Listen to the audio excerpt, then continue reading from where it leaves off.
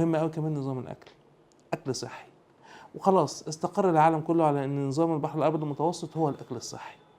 اللي هيقول لي كيتو، اللي هيقول لي مضاد للالتهاب، اللي هيقول لي أنا قريت كذا، أنا عملت كذا على الإنترنت.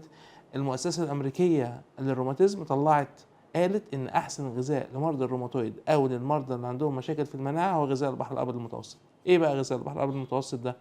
كتر في الفاكهة، الخضار، اشرب 2 3 لتر ميه، السمك، منتجات ألبان بدون دسم، ولازم يبقى فيه كمان عسل نحل، ومهم أوي أوي أوي إنك تاخد حبوب كاملة وشوية مكسرات. آخر حاجة، ابعد عن الزعل الشديد، بطلوا يا جماعة توتر، ابعدوا عن الهم.